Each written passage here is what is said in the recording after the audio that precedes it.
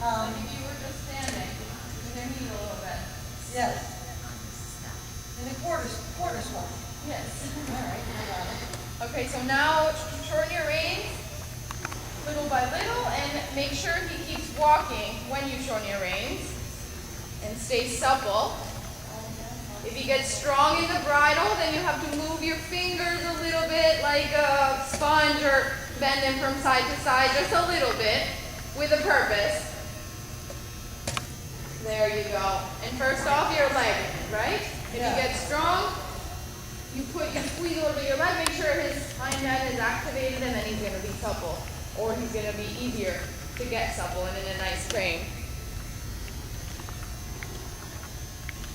There, that's a really good walk. But now let's do a little bit of collected walk to the halt and back to collected walk. So you have to still shorten your reins just a little bit more. Make sure he stays above the vertical, like not too round. Like the pole should be the highest point. There you go. I mean, sometimes in a workout we put him lower, we make him round or deep or whatever. But at the end of the day, you should be able to put him with the pole being the highest point and him a little bit above the vertical. There you go, that's good. Make sure your right hand is not like too high and the other one, they have to be the same. There, exactly. Keep your hand steady and the same. This is a really good walk. And then go to walk from this. Make sure you keep doing smaller steps into the halt. When you do a halt, don't just halt and like his legs stay behind him. Exactly. This was excellent, Nicole. There, he's almost square, and he kept walking until you actually told him halt. Yeah. It's not like you put your hand and he goes like this and takes a step backwards. The almost where it was the right rear, it was a bit off. Yes. Yeah. That was the one that took the last step. So this is good. Do it again. Really good. And stay with your hands in the same place. Okay. If you want to manipulate where his body is, do it more with your legs. Like if you feel that he's scooching to the inside, use your inside leg to push him a little bit to the outside towards your outside rein.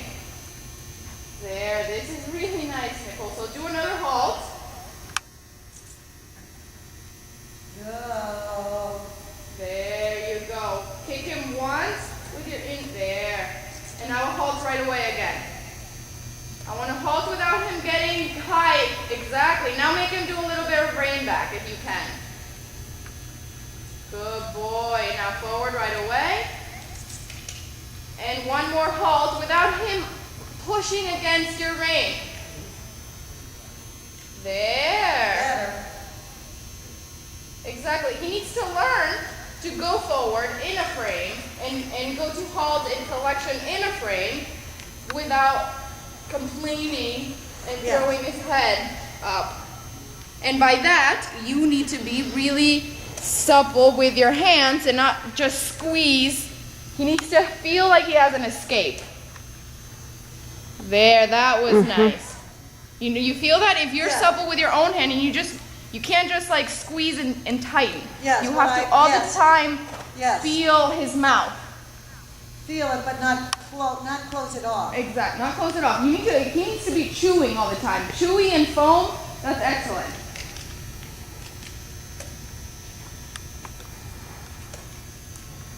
There you go. Shorten your reins even a little bit more. Let's try a little bit more collection. Make him walk on a frame. Supple him. You can sometimes counterbend him a little bit. So you can manipulate the shoulder a little bit more because he starts throwing his shoulder to the outside. There you go. So when you feel that he kind of throws his shoulder, especially to the left, that's when he starts doing the funky steps sometimes. You need to kind of counterflex him and make the shoulder a little bit go to the inside and then go straight again, so he doesn't kind of like fall this way.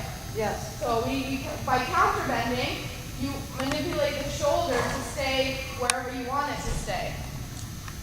And then straight again, and then like all the time you can ask little questions without being annoying. Like we don't want to be doing something all the time. But when you do ask us a question, you need to have an answer from him. And then everything becomes easier because with the slightest touch of your right hand, your right leg, whatever, it's going to happen. Now kick him once with your inside leg. Good. And hold one more time. Make him round, make him round. Don't abandon the contact. Like all the time feel something. Even if he's doing that. Yeah, exactly. Make it happen. Okay, now go forward and change your aim to the right a little bit. Now more active. Keep it round and keep it active. Working, exactly. There, this is good now.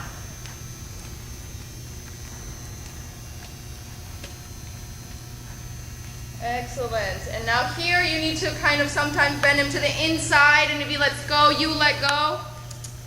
So you push him with your inside leg towards, and you receive whatever you're sending with your inside leg towards your outside rein, and then he's going to be supple on the inside rein.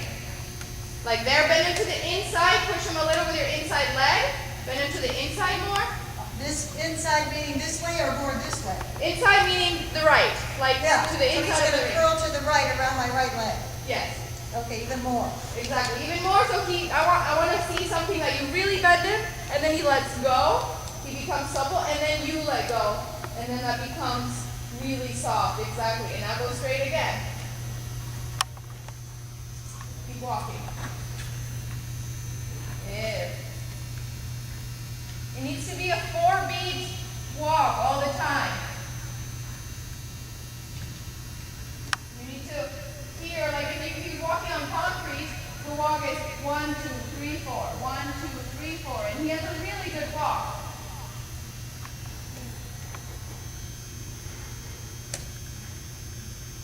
Super, Nicole. This is a really, really nice walk now.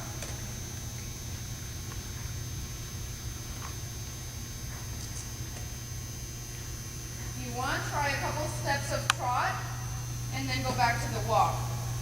Just 3-4 steps of trot, like this. There, that is beautiful. And if, when you start feeling him hang, then you go back to walk, exactly. And then you ask for trot again, like that's what you need to learn in the transition so your back doesn't hurt.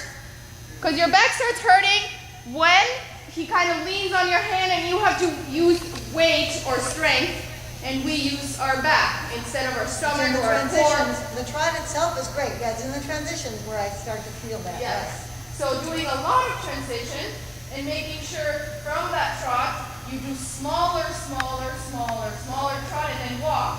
Instead of thinking, I have this big trot and right away I want to go to walk. So think trot, think smaller trot, think smaller trot, and then walk. That was nice. That was better. Yes, and then he doesn't hang on your hands, and you're not like using strength with your back. And to get to that, he needs to be active behind. When you ask him to come back, he needs to keep moving his hind ends under him. And then he's going to be soft in front. Beautiful. Exactly. And then you keep walking on a march. He's like, am I there? That's the thing. I'm not consistent, right? And No, he's but I mean- constantly testing me. He what? Yeah, I mean, there he's not testing. I mean, he's going to test anybody. Yeah. He tests me. You just can't notice it. Yeah. Because I kind of pull him a little bit or kick him with my leg or squeeze my leg a little more so then he keeps active. If he's active behind, then this is going to come up. And it's going to help you with the saddle in a little small trot. There, you think open your shoulders. There you go. Oh, that was nice. That was really nice. So once you open your shoulders and you relax your seat too, don't like squeeze. So you think you're gonna bounce, but you're not. You just have to kind of relax your hips, your legs, open your shoulders wide, and then keep your hands here in front of you. And then do that small but active trot.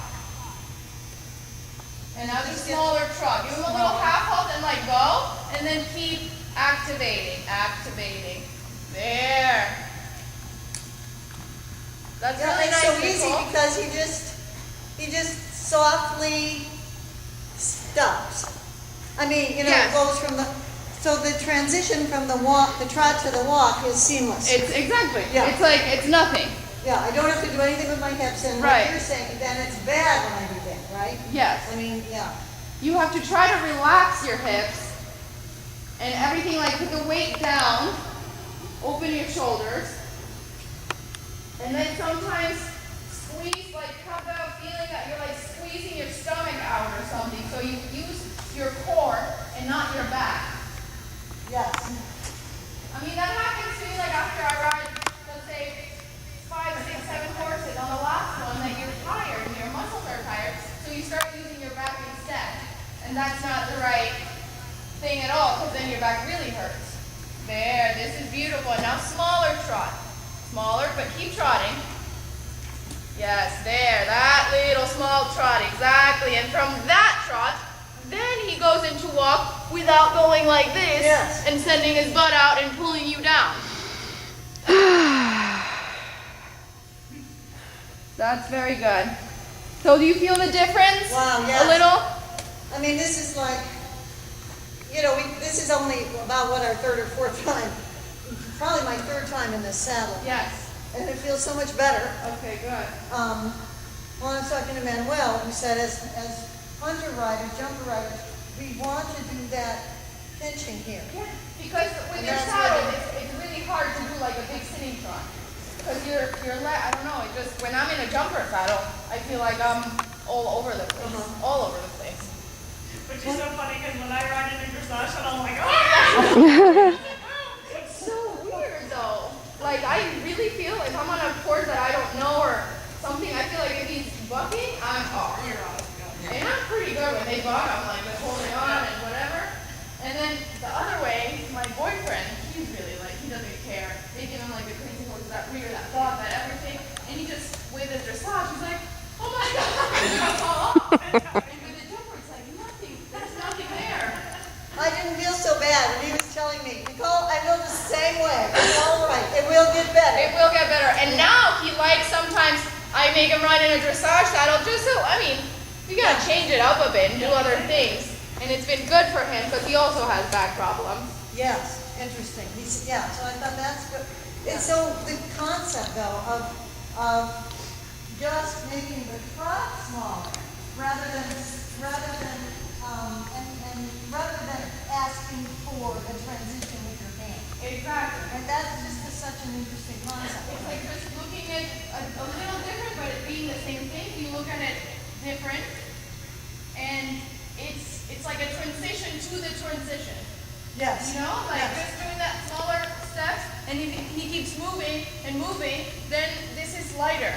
Yeah, and Always. he doesn't know you're going to ask for the halt or Yes. the walk, and all of a sudden he's And walking. all of a sudden he's walking. Yeah, so he doesn't have the chance to go, I'm going here. Yes. Right, right. Because it's from a long trot or something, you ask for the walk, and it's so hard that, so by doing those little steps,